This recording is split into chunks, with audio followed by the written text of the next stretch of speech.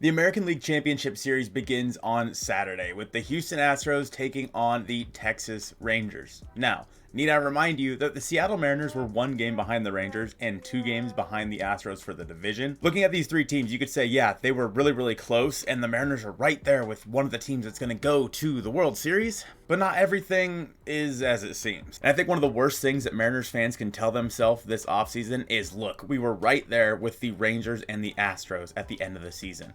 You're not wrong.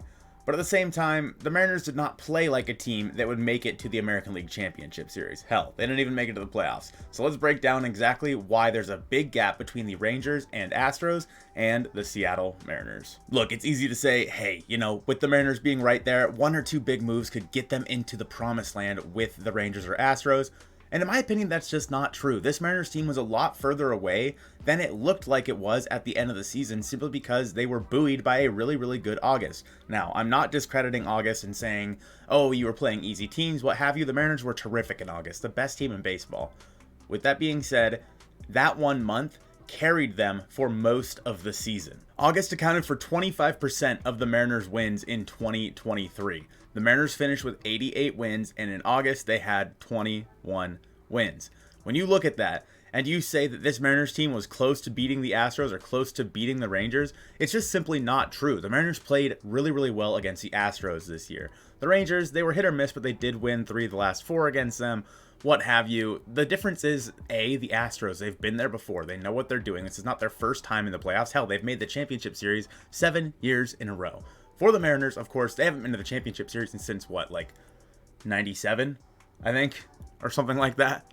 So what separates the Astros and the Rangers from the Mariners? And I really do feel like it comes with A, the veteran guys that the Astros and the Rangers have added, and also B, going out and getting the guys you need to supplement what you're looking for, especially at the trade deadline. For the Astros, it started with going out and reacquiring Kendall Graveman on July 28th, a few days before the trade deadline, really bolstering their bullpen. And of course, the big one for them was trading for Justin Verlander, bringing him back from the New York Mets. At the trade deadline, the Astros went out and filled their few holes that they had that they really needed to be able to go out and win this division again. For the Rangers, they first went out and got Chris Stratton and Jordan Montgomery on July 30th, again, a few days before the trade deadline. Then, of course, they brought in Max Scherzer as well to add to that starting pitching group that had already seen a lot of injuries. And then we have our dear friends, the Mariners, where on trade deadline day, they acquired Eduardo Bizardo in a trade with the Orioles for Logan Reinhart.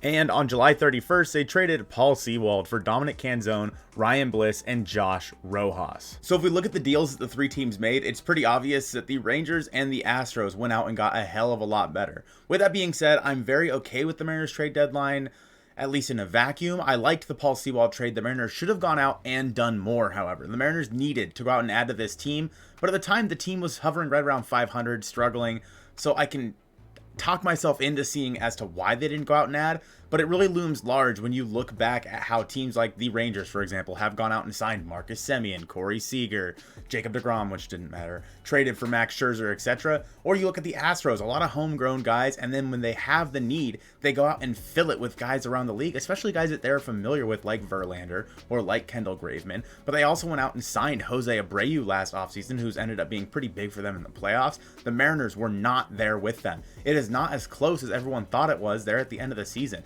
You look at those two teams in the championship series over the next week or so, you cannot tell me that the Mariners were on the same plane as them. Yes, the Mariners played very well against the Astros. They played all right versus the Rangers at the end of the year, but after that really great month of August, it all came crashing down in September when the Mariners came back down to earth, and we saw why they needed to go out and add more than just a Dominic Canzone, Rojas, and Bliss deal, and why they needed to add more than Eduardo Bizardo out there in the bullpen. The record doesn't tell the whole story with the Seattle Mariners. Could they be in the championship series right now? Hell no. When you look at what is going on with the Rangers and the Astros, you cannot look at the Mariners and say that they were of similar strength to those two teams just because the record says it. And in the end, the record is all that matters, but it is also about how you got there. And the Mariners did not make the necessary moves to make it this far in the playoffs, and it shows, especially now when we see the two teams they were neck and neck against playing each other in the championship series with one of them going to the World Series. So don't let yourself get stuck in the trap of the front office telling you, oh, hey, you know, we were right there with these guys. We were just this close